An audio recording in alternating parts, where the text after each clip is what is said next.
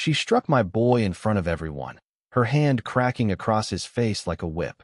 He crumpled, blood trickling from his nose, trembling in silence. So I called the sky, and when the eagle came, talons gleaming, it tore through her like judgment itself. But the real story? It's what I did next that changed everything. We moved to Willow Creek Estates 3 months ago, chasing peace after a storm of grief. My son, Tommy, was born with a heart held together by stitches and hope. After his mother's death last spring, when the world turned gray and the hospital bills piled higher than our dreams, I wanted a fresh start. Montana's open skies and quiet streets seemed like the answer for a boy who'd already faced too much.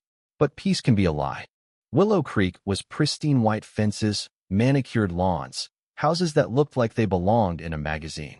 Beneath the surface, though, whispers spread about the HOA and its queen, Deborah Langley. She was in her 50s, sharp-eyed, with a smile that cut like glass. Dressed in tailored blazers, she ruled the neighborhood like a general, her clipboard a weapon. The first time she saw Tommy chasing a dragonfly near the community pond, she called it disrupting aesthetic harmony. I bit my tongue for his sake. He didn't see the venom in her gaze, didn't know some people prey on weakness. I did. Tommy just wanted to belong. After losing his mom, he'd cling to her old scarf at night, asking if he was broken. I'd tell him he was perfect, but words don't heal a child's doubts. So when Deborah's gold-embossed invitation arrived for the Willow Creek Summer Harmony picnic, I didn't say no. Tommy's eyes lit up at the chance to make friends. The envelope felt heavy, like a warning. I set it on the kitchen table, watching Tommy sketch an owl soaring over pines. "Can we go, Dad?" he asked, voice soft with hope. My gut screamed to keep him home, but I nodded. I'd give him this chance. That night, I stared at a locked metal box in the garage. Inside was a whistle from my days in Idaho, training raptors for survival. It wasn't for help, it was something fierce. I didn't open it. Not yet. Saturday came, the sky too bright to trust. Tommy wore a blue polo, brushing his hair twice, standing taller than his frail frame should allow. I wore a black t-shirt and boots. No nonsense, just a father's quiet resolve. The clubhouse lawn buzzed with neighbors, paper lanterns swaying, tables lined with cupcakes and deviled eggs. Deborah stood at the center, her white dress glowing, a wine glass in her gloved hand, HOA lackeys at her side. "Mr. James Harper," she purred, "so glad you're embracing our standards." I nodded. "Just here for Tommy." Her eyes flicked to him, narrowing like he was a smudge on her perfect world. Then it happened. A clatter. Lemonade splashed across Deborah's shoes. Tommy froze, the plastic cup rolling at his feet. "I'm sorry, ma'am," he stammered, wiping at the spill. Her voice turned to ice. "You ruined my shoes." Before I could move, she grabbed his shirt, yanking him off the ground. "You little leech," she hissed. "You don't belong here." The crowd gasped. Phones lifted. No one stepped in. Tommy's tears fell as she raised her hand and struck him. Hard. Blood streamed from his nose. He collapsed like a broken toy. I didn't run. I stormed. "Put him down," I growled, stepping between them. Deborah laughed venomously. "Control your mistake before I press charges." Mistake. My fists clenched. I pried her fingers off Tommy's shirt, her knuckles popping under my grip. "You dare touch me?" she spat. I leaned in. "You think you own this place? You think you can hit my son and walk away?" She sneered.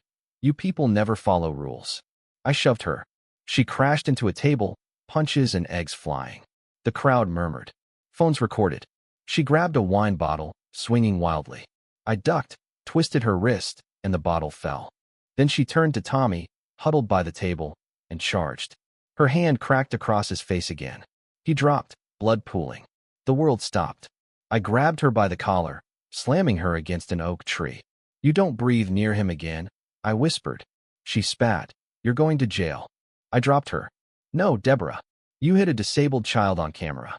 Tommy's voice broke through. "Dad, did I mess up?" I lifted him, his blood staining my shirt. "No, son." She did.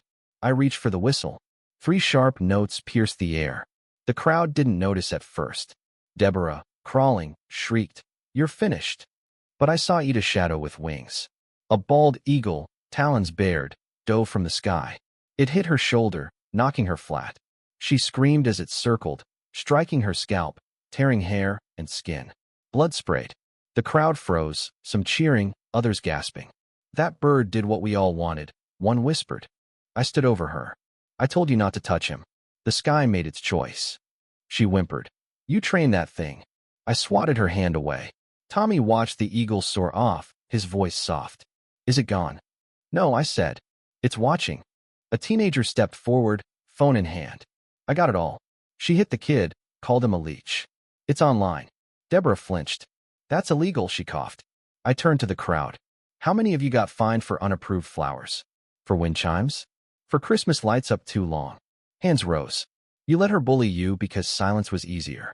Look at her now. Deborah crawled, blood dripping. The teen said, It's posted. She screamed as HOA members slipped away. I carried Tommy to the car, wiping his nose. Sirens wailed as an EMT tended Deborah, who swatted at him, still clinging to power she'd lost. The video hit 1 million views in hours, spreading across platforms with captions like, HOA tyrant meets Eagle justice. Tommy, bandaged, said that night, I feel bad for her. She must be so empty. His words cut deeper than claws. The HOA crumbled. Deborah resigned. Her house was sold at a loss. She faced charges of assault, fraud, endangerment. An audit revealed she'd siphoned thousands for her patio. Neighbors spoke up, sharing stories of her tyranny, ripped down swings, trashed menorahs. The HOA restructured, open elections replacing her regime. Tommy healed, sketching again, his fear fading. One morning, he stood in the yard, staring at the sky, a single word on his sketchpad. Watching. We returned to the lawn weeks later.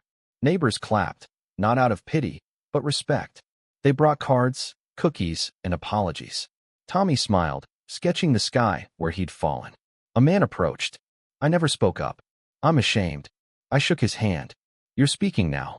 That night, Tommy left his window open, inviting the eagle back. I didn't sleep, not from fear, but from peace earned through fire. The lawn became a garden, planted by neighbors who'd broken free. Deborah vanished, her name erased from records.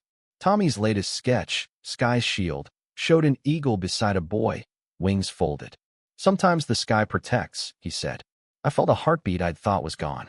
Willow Creek changed. No more fines. Flowers grew wild. Tommy stood taller, his voice stronger. On a hill at sunset, he asked, Will it come back? I nodded. Not because it has to, but because it can. Justice isn't always in a courtroom. Sometimes it's a father, a boy, and a sky that answers. What would you have done if you saw Deborah strike Tommy? Would you have stayed silent or stepped in? Share your story in the comments. Have you faced a bully like Deborah, hiding behind power? Drop your thoughts. Let's talk about violence, injustice, and standing up. If this hit you, hit like, subscribe, and turn on notifications. Bullies thrive in silence. Let's break it down together.